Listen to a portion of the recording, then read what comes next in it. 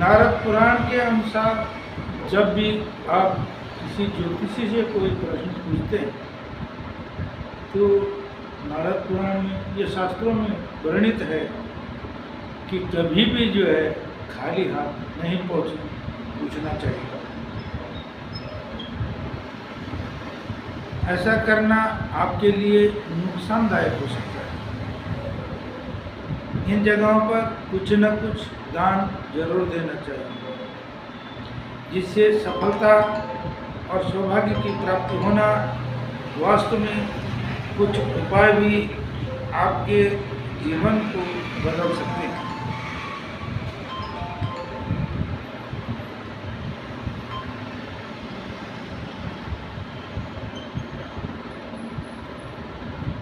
और यह नक्षत्रों का प्रभाव हर व्यक्ति पर पड़ता है। ज्योतिष शास्त्र हमें यह ज्ञान देता है कि ग्रह नक्षत्र हमें कब, कैसे और किस प्रकार प्रभावित करते हैं तथा हम उनके प्रभावों को किस प्रकार घटा बढ़ा सकते हैं। शास्त्रों के अनुसार किसी भी प्रकार के ज्योतिष शास्त्र से संबंधित प्रश्न या कुंडली, विवाह आदि संबंधी शुभ कार्यों की जानकारी के लिए सर्वप्रथम ज्योतिष शास्त्र पर विश्वास एवं ज्योतिषी पर श्रद्धा होना अनिवार्य है। जब किसी व्यक्ति को कोई आकस्मिक समस्या, कष्ट आदि होता है तो वह अपने गुरु अथवा ज्ञानी ज्योतिषाचार्य की शरण में जाता है। ज्योतिषी के पास किस मनोभाव से और कैसे जाना चाहिए, इसका निर्देश धर्मशास्त्रों में वर्णित है, नारद पुराण में भी वर्णित है। प्राचीन काल में ज्योतिषी से प्रश्न करने वाला जातक शुभ दिन देखकर शुभ घड़ी में अपने इष्ट का दर्शन स्मरण करते हुए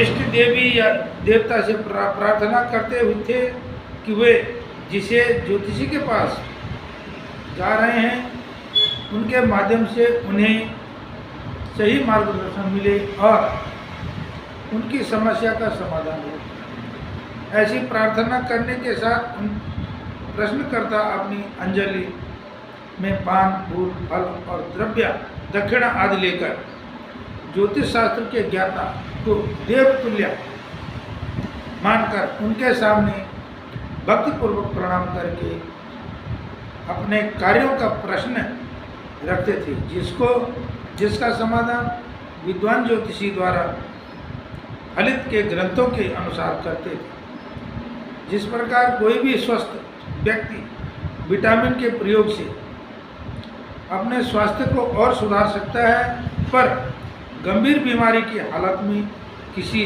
विशेषज्ञ या चिकित्सक से परामर्श लेना ही पड़ता है, उसी प्रकार ज्योतिष वास्तु के सरल उपायों को अपने दैनिक जीवन में अपनाकर सुख, शांति और खुशहाली प्राप्त की जा सकती है।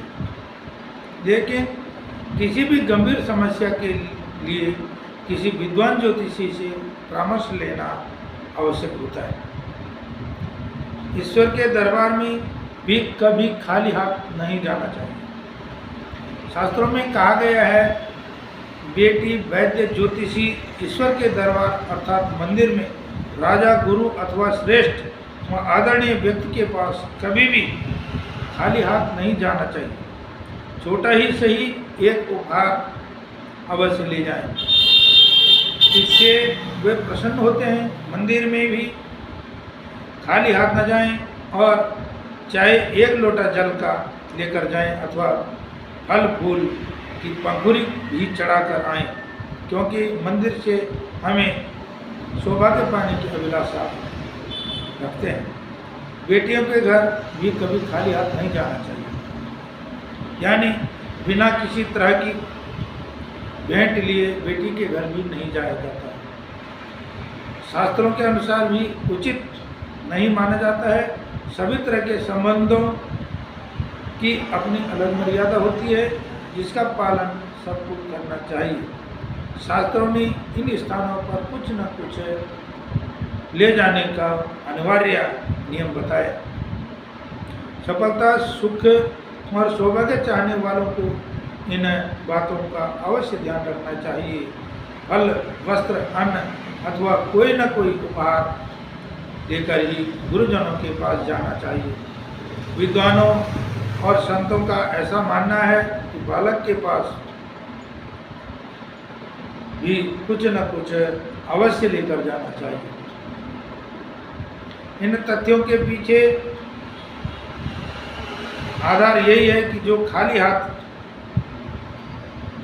जाता है वह खाली हाथ ही वापस लौटता है। श्री कृष्ण तीनों लोगों के स्वामी थे, तब भी सुदामा अपने बचपन के सखा श्री कृष्ण से मिलने खाली हाथ नहीं गए।